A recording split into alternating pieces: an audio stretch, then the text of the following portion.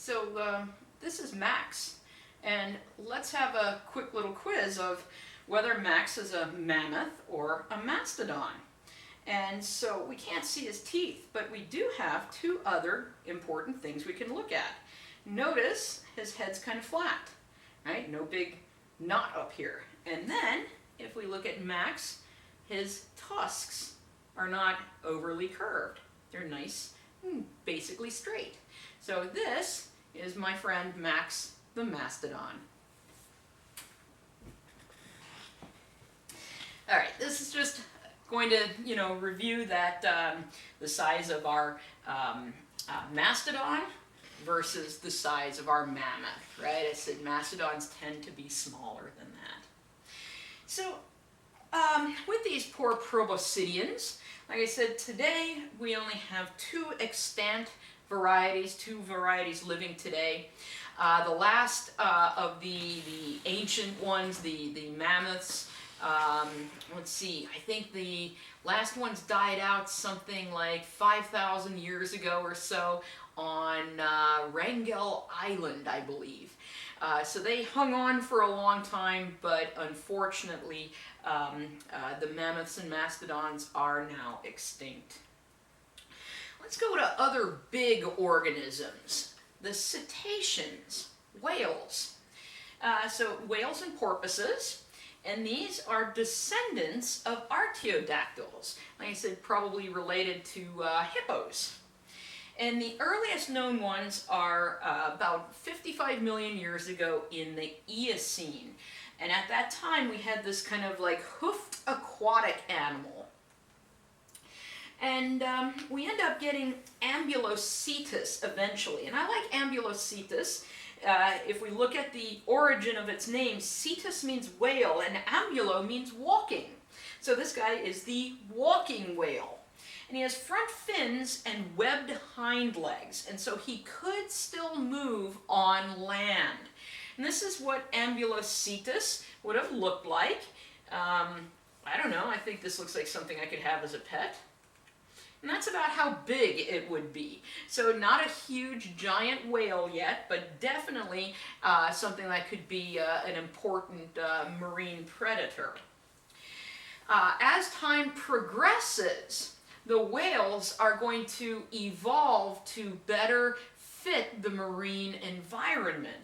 And we start getting something called Bacillus Oris. And here we see Bacillus Oris. You can see its legs have developed a little bit more. So now we have flippers, and we have a tiny flipper here because the tail's actually taking over that. And there you can see the size of Bacillus Oris. I like to include this because this is an excavation of a Bacillus Oris in the Sahara.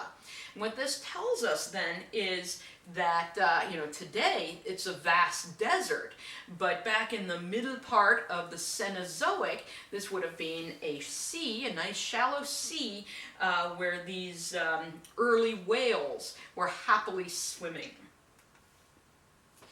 Now, in modern whales, we have basically two varieties. We have the toothed whales and we have the baleen whales. The baleen whales, we get this separation probably in the Miocene sometime. That's when we first see our baleen whales.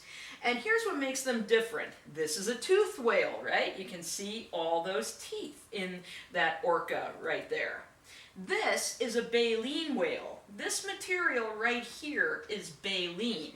And what this whale will do, it'll come up to an area where it has lots of food and take a big gulp of water basically, but then it will push the water out through the baleen, and the baleen basically strains out all of the krill or other stuff that it might be eating, and then it can just swallow the food there. And so that's our baleen whales. And these are some baleen whales right here. The largest is the blue whale. There's also things like humpback whales, minke whales, which are very tasty. Then we have the toothed whales, things like the sperm whale and the orca and the narwhal. The narwhal's weird little thing is actually a tooth coming out. It's the unicorn thing. So anyway, we have all of these different organisms that show up in the Cenozoic, and I've mentioned that many of them don't exist anymore. And that's because we do have an extinction event that happened at the end of the Pleistocene. This is called the Pleistocene megafaunal extinction. So mega means large organisms, because this extinction event preferentially affected the larger organisms around at the time. Numerous large mammals went extinct between 14,000 and 11,700 years ago. And there are, this is one of those hotly debated topics. I've mentioned so far in my lectures that in many things where it's like it's hotly debated, there's geologists still today and paleontologists arguing about this all the time.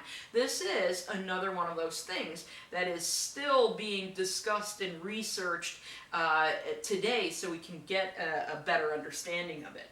Now, the causes that are usually postulated, one of them is climatic changes. So as we come out of the last glacial maximum into this warming trend of the current interglacial, this altered vegetation patterns. So in the Pleistocene, you had a vegetation pattern that sometimes is described as the plaids.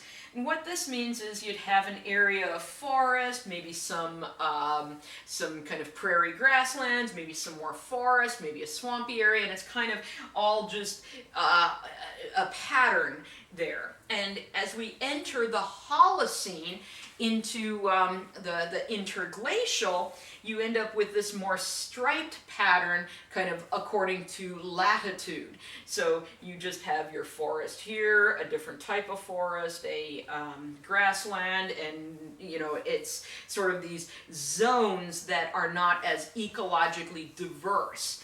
And it's thought that, you know, this change from this sort of high local diversity really favored organisms that like mixed food diets. And in the Holocene, you have this low local diversity that favors other organisms. And so that's one of the ideas behind why we have this megafaunal extinction.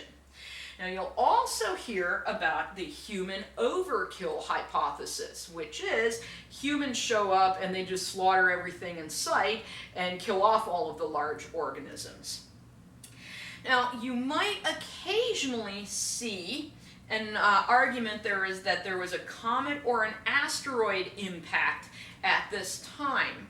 And this has been fully researched, and there was at one point in time a comet, but it does not, or an asteroid that did collide, but it does not coincide with the extinction event. The timing is wrong. So even if you see this, just realize this is discredited at this point in time. So at this point in time, there's this argument between, was it the change in the climate and the ecosystems, or was it human overkill? And there are reasons to look at each of those. However, in some places, like in North America, for example, the megafauna was already in decline when humans showed up. So it looks like in some cases, both of these are valid, but it's more like the change of climate was stressing out the ecosystem and the organisms, and then we add another predator to that system, and that was what kind of like pushed things over the edge into extinction. So it doesn't, in my personal opinion, after looking at all of these, I don't think that it's right to say either one is the one and only reason. Like many things that we've seen throughout the semester in geology, it's often multiple forces acting together to cause something to happen. And so, in any case, many of these organisms unfortunately go extinct, and we can actually see this right here. This is the last 800,000 years of history, and we can see how many extinctions were happening at different times, and this is actually when people show up. So we were already having organisms go extinct before people entered the environment as a major hunter. So in any case, this is my random picture of the day. I mentioned in the Cenozoic lecture that the channeled scablands and the Columbia River basalts are an important event that shaped the northwestern part of the United States.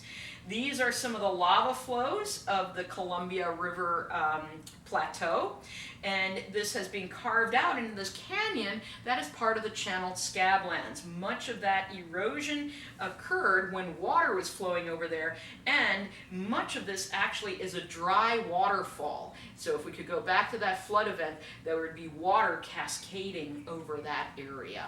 So that's it for the Cenozoic. Next time we're going to have a lecture about humans.